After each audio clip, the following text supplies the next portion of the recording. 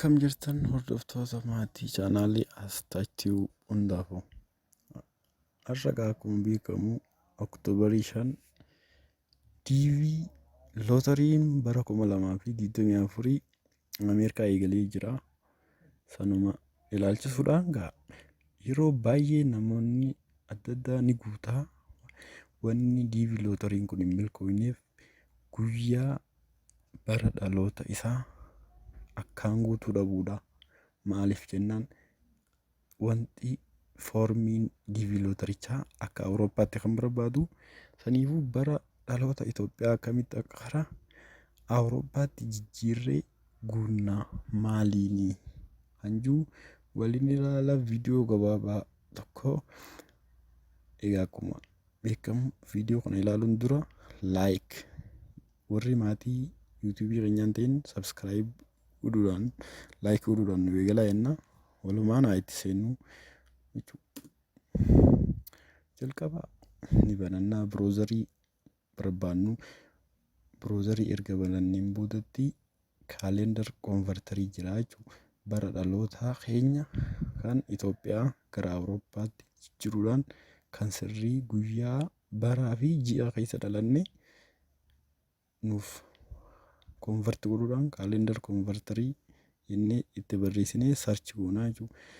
Erga kaalendar konvertar inni barreessinee sarchi gooneen boodatti kaalendar konvertar Itoophiyaan kaalendar konvertar meeta app hajuu kilik goona. Itoophiyaan kaalendar konvertar meeta app irratti kilik godhuudhaan akka Itoophiyaatti kan nuti beeknu akka Awurooppaatti jijjiirrachuu fi kan nuti yaanu saniifuu karaa salphaatiin konverti godhee lakkoofsa Awurooppaatiin nu waayaa jechuudha. Inni kun onlaayiniidha.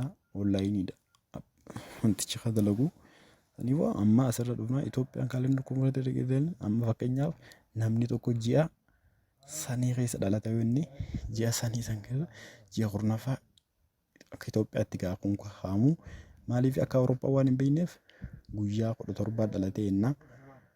Ji'a sanii bara 1988tti jennee itti barreessinaa jechuudha. Bara 1988tti akka lakkoofsa Itoophiyaatti kan keenya maal akkamitti akka karaa Awurooppaatti nu jijjiiru walumaan ilaallaa jechuudha.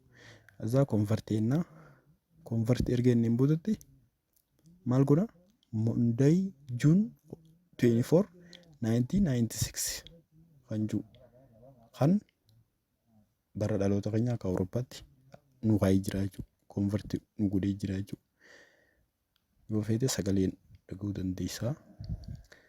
Inni kun isa guutamaa foormii DV lootarii kanarratti ni gaafata. Bara dhaloota keetii ni gaafata. Ati akka Itoophiyaa beekta taanaan akka Awurooppaatti isa kanaan jijjiirattee kaa'uudhaan karaa salphaa ta'een foormii DV lootariin 2024 kanneen qopheessa kana egaa asirratti birthday si gaafata. Monthday indee gaafata asirra guuttaa jechuudha. Kana galatoomaa jaarraaf waan daawwattanii fi warri subscribe godhin akka subscribe chaanaalii Asxaachuu naa gootanii isin gaafadha. Galatoomaa viidiyoo itti aanu keessatti foormii kana afaan Oromootiin jijjiiree akkamitti akka guutamu maal akka gaafatu warri paaspoortii qabu moo hin qabu gaafii baay'ee jira.